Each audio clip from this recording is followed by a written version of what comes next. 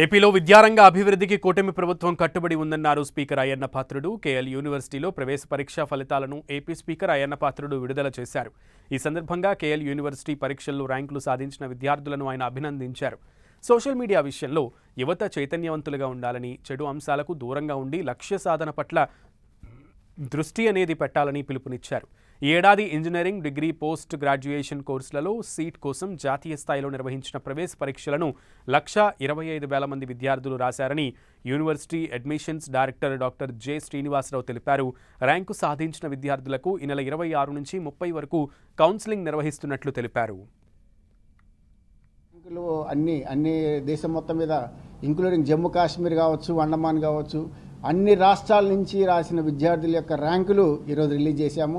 1,50,000 మంది విద్యార్థులు వీరందరూ కూడా రేపు 26 నుంచి ఏప్రిల్ 26 నుంచి 30 వరకు జరిగే కౌన్సిలింగ్లో విద్యార్థులందరూ కూడా చురుగ్గా పాల్గొని వాళ్ళ యొక్క భవిష్యత్తును మార్చుకునే అవకాశం, మంచి ప్లేస్మెంట్తో విద్యార్థిగా రండి, మంచి ప్లేస్మెంట్గా బయటికి వెళ్ళండి అనే ఒక మంచి నానుడితో మేము ముందుకెళ్తున్నాము.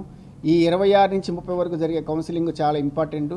మీ అందరూ లైవ్లో క్యాంపస్ ఎలా ఉంటుంది, లైవ్లో విద్యార్థి డిసిప్లిన్ ఎలా ఉంటుంది, లైవ్లో ప్లేస్మెంట్స్ ఎలా ఉంటాయి, లైవ్లో క్యాంపస్ లైఫ్ ఎలా ఉంటుంది, లైవ్లో క్యాంపస్ హాస్టల్ ఎలా ఉంటుంది, లైవ్లో మెస్ ఎలా ఉంటుంది, ప్లేస్మెంట్స్ ఎలా ఉంటాయి, ఫ్యాకల్టీ ఎలా ఉంటారు, ఇన్ఫ్రాస్ట్రక్చర్ ఎలా ఉంటుంది, అన్నీ కూడా మీ యొక్క లైవ్లో చూసి మీ యొక్క కోర్సులు సెలెక్ట్ చేసుకొని స్కాలర్షిప్లు 100% వరకు స్కాలర్షిప్ పొందే అవకాశం ఉంది. 100 కోట్ల రూపాయల వరకు మేము స్కాలర్షిప్ అందిస్తున్నాం ప్రతి విద్యా సంవత్సరం. ఈ విద్యా సంవత్సరం కూడా 100% స్కాలర్షిప్ పొందే అవకాశం ఈ కౌన్సిలింగ్లో అందరూ కూడా ఉపయోగించుకుంటారని చెప్పి ఆశిస్తూ, ఎడ్యుకేషన్ కోసం పనిచేస్తున్నటువంటి ఇన్స్టిట్యూషన్స్ ఆంధ్ర రాష్ట్రంలో చాలా వచ్చాయి. ఈ మధ్యకాలంలో గత 5 సంవత్సరాల్లో ఎడ్యుకేషన్ సర్వనాశనం అయిపోయింది, మీ అందరికీ తెలుసు.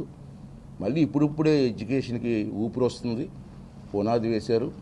మంచి ఇన్స్టిట్యూషన్స్ వచ్చాయి. దాంట్లో ఒక మంచి ఇన్స్టిట్యూషన్ ఈ కేఎల్ యూనివర్సిటీ.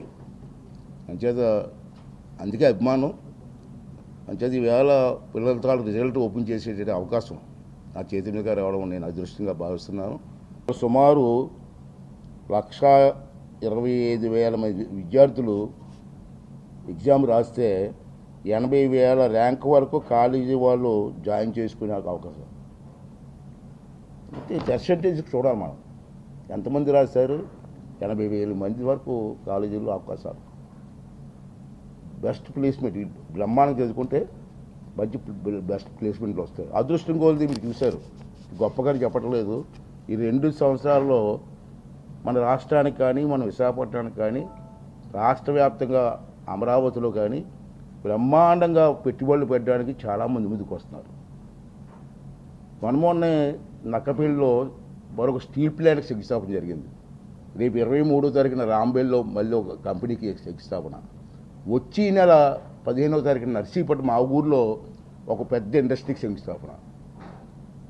దీనివల్ల ఎంతమంది ప్లేస్మెంట్లు వస్తాయండి, ఎంతమందికి అవకాశాలు వస్తాయి, ఎంతమంది కుటుంబాలు బ్రతుకుతాయి, ఎంతమందికి ఆధారం దొరుకుతుంది, ఇవన్నీ కూడా ఆలోచించి అన్నిటికీ మూలకారం అంటే ఎడ్యుకేషన్.